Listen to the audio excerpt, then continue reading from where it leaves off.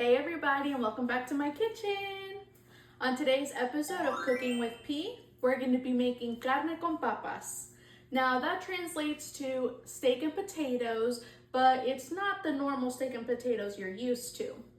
This is going to be in a salsa verde type of broth, and it's essentially going to be little beef bites or little steak bites with potatoes, and you're going to eat it exactly as it sounds, as a stew.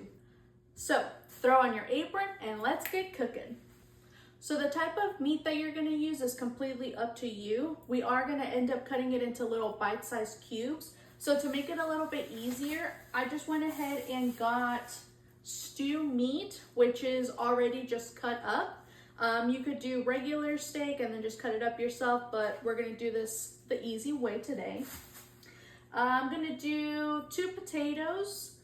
And for our salsa verde, you're going to be using cilantro, tomatillos, jalapeños, potato, garlic, and yes, we are using real garlic today, and then onion.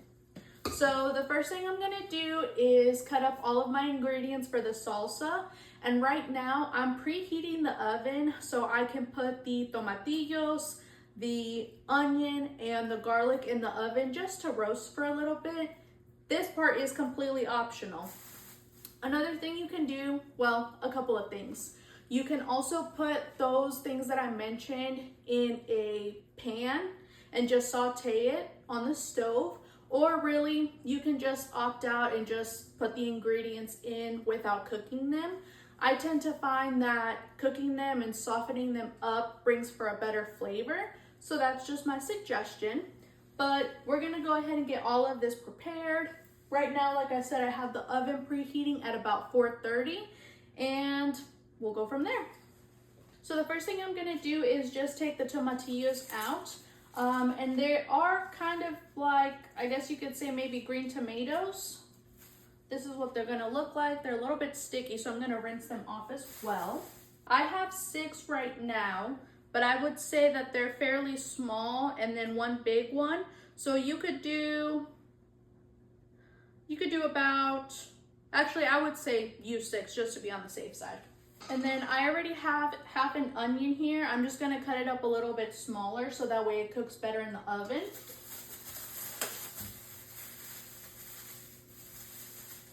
And then I have 3 jalapeños I'm gonna use. These are fairly tiny, otherwise I would normally only use 1 to 2.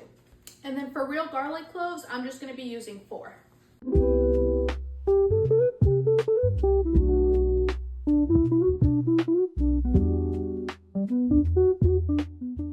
All right, so what I pretty much just did was cut the tomatillos and the jalapeños in half. That way it all bakes about evenly. So I'm gonna go ahead and put this in the oven for about 10-15 minutes. While this is roasting, we're gonna get started on cutting up and dicing our potatoes and then also getting the beef stew ready. And now we're gonna dice our potatoes into little cubes. You don't want them too big because they take longer to cook the bigger they are. You also don't want them too small because then they can cook too fast and become mushy. So this is about the perfect size of potatoes that you want to use. And I did realize halfway through that I forgot to put the onion in the oven. So I'm just cutting that up right now to put it in there halfway through. All right, so it's been about 20 minutes of the vegetables roasting in the oven. So right now I already cut up my cilantro and I'm just gonna go ahead and put that in the blender. In the meantime, I did go ahead and dice up my potatoes. Now I have the pan on medium and I'm gonna go ahead and throw in my steak. Now again, depending on if you bought other steak and cut it up or just bought the sliced up cubes, you can cut it down even smaller than this. It's really up to your preference.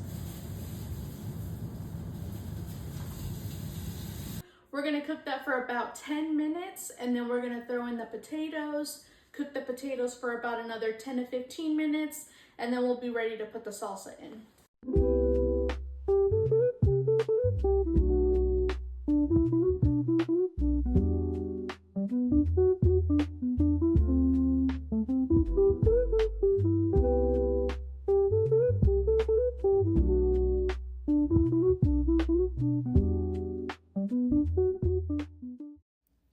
cooking everything over medium heat and I added black pepper, garlic powder, and onion powder.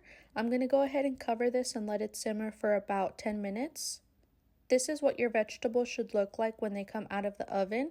And I'm just adding them to the blender along with some cilantro, half a cup of water, and 1 tablespoon of chicken bouillon.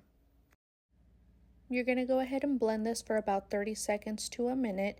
And same as we did in the first episode of albóndigas, we're going to go ahead and pour the sauce over a strainer.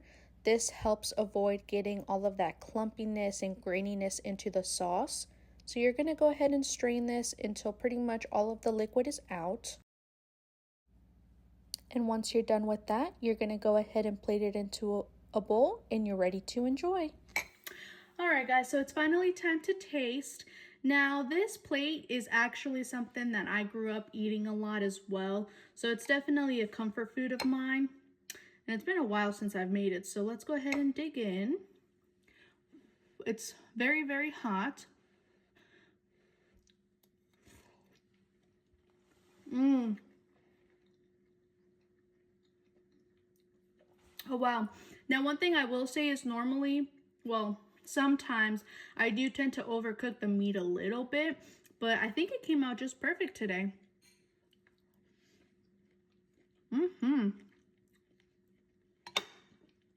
The broth could have used a little bit more flavor. So I would say do about 2 tablespoons of chicken bouillon. But like always, be sure to like, subscribe, comment. Please tag me in any videos whenever you guys make this recipe. But I will see you guys next week on Cooking with P.